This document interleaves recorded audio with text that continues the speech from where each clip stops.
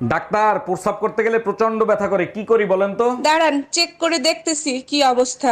সর্বনাশ, মেশিন খারাপ হয়ে গেছে। বলেন কি? আমি তো এখনো তো বিয়েই করি নাই। আরে আপনার মেশিন না, আমার চেক করা মেশিন। ভাবি, শুনলাম এবার কোরবানি ঈদে নাকি ভাই গরুর ব্যবসা করবে। জি অরুণ ভাই ঠিকই শুনছেন, এবার বুদ্ধি আমিই দিছি। ভাইয়ের বুদ্ধিতে তো সব হারাইছে, এবার আপনার বুদ্ধিতে কি বাড়িটা হারাবেন? এবার ব্যবসায় লস হবে না, কারণ কুরবানির গরুর সাথে গ্যাস সিলিন্ডার ফ্রি দেবো। ভাইজান, শুনলাম আপনি নাকি 2 লাখ টাকা দিয়ে কুরবানির গরু কিনছেন। জি ভাবি, ঠিকই শুনছেন। এই যে সামনে রাখা আছে, অনেক সুন্দর না? এই গরুর দাম তো 50,000-ও নাই, আপনি 2 লাখ দিয়ে কিনছেন কি দেখে? আরে ভাবি, গরুর চেহারা দেখে তো গরু কিনি নাই, পিছে তাকায় দেখেন ওর পাওয়ার ব্যাংক দুইটা দেখে কিনছি।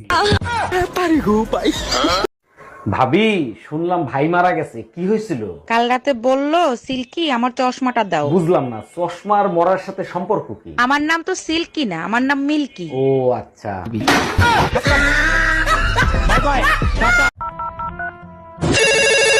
হ্যালো, এইটা কি বিদ্যুৎ অভিযোগ কেন্দ্র? জি স্যার, বলেন আমি আপনার জন্য কি সেবা করতে পারি। আমার বউর সাথে ঝগড়া হয়েছে, বউ কারেন্টে শর্ট খেয়ে মরতে গেছে। জি স্যার, বুঝতে পারছি, কারেন্ট বন্ধ করে দিতে হবে। কারেন্ট থাকলে তো বন্ধ করবেন, জলদি কারেন্ট চালু করেন। হ্যালো, শোনো, গরম একদম সহ্য করতে পারতেছি না, আজকেই তুমি আমার এসে নিয়ে যাও। ফাজলামি করো? তোর বাপের বাড়িতে এসি আছে, এসির ভিতর আবার গরম লাগে কি করে? এসিতে তো শুধু শরীর ঠান্ডা হয়, কলজা তো আর ঠান্ডা হয় না। তার মানে আমার মাথা না খাইলে তোর কলিজা ঠান্ডা হবে না, তাই না?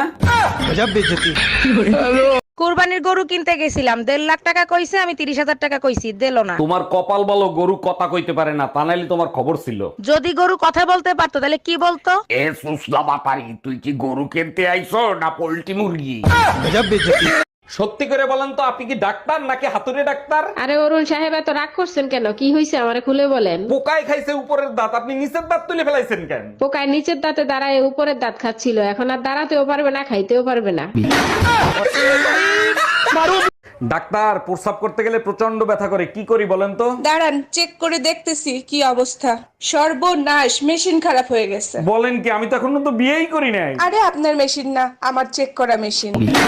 আজ 5 বছর পর আমার স্বামী বিদেশ থেকে ঘরে ফিরবে। লালি, আরে লালি, চোখ বেঁধে রেখেছো কেন? তুমি যেদিন থেকে বাইরে গেছো আমি সেদিন থেকেই চোখ বন্ধ করে রেখেছি। তার মানে 5 বছর চোখ বন্ধ করে রেখেছো? কিন্তু কেন লালি? স্ত্রীর চোখ শুধু স্বামীকেই দেখার জন্য, এই চোখ দিয়ে অন্য পুরুষকে দেখাটা যে পাপ।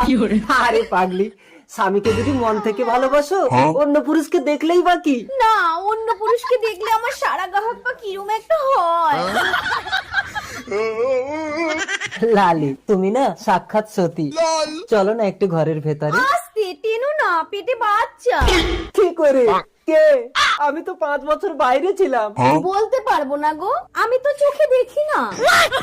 আমি কেন মরি না? বলছি, এইটা কি ঝুনঝুনি পোদ্দারের বাড়ি? না না, ঝুনঝুনি পদ্মা 3 বছর আগে এই বাড়িটা আমাকে বিক্রি করে দিয়ে তো চলে গেছে, সে তো এখন এখানে থাকেনি। কিন্তু ভাই তুমি কে? ঝুনঝুনি পোদ্দারের নামে একটা পার্সেল ছিল, পার্সেল দিতে আসছি আমি। আসলে আমার নামই ঝুনঝুনি পোদ্দার। আসলে আমি ভাবছিলাম তুমি কিস্তিওয়ালা, লোনের টাকা আনতে আসছো। এই তাড়াতাড়ি পালো, আমার বর এসে গেছে। তাড়াতাড়ি পালো, আমার বর এসে গেছে। 1 মিনিট, তোমার বর তো আমি, তুমি আমাকেই পালাতে বলছো কেন? আচ্ছা, তুই যদি আমারই বর হলে পালাচ্ছিলি কেন, বাজে ছেলে একটা? টাকা পয়সা সোনা দানা যা আছে বের কর, নইলে তোর বউরে মাইরিয়ে ফেলাবো। ভাই, আমার কথা শোনেন। প্লিজ ভাই, আগে উনার কথাটা শোনেন, তারপরে আপনি যা খুশি তাই করেন। ভাই, আপনি যা চান তাই দেবো, ওরে আপনি তাড়াতাড়ি ছেড়ে দেন। বউয়ের জন্য এত ভালোবাসা জীবনে কোনোদিন দেখি নাই। আরে কিসের ভালোবাসা, যে কোনো সময় বউ চলে আসতে পারে, ও তো পাশের বাড়ির ভাবি।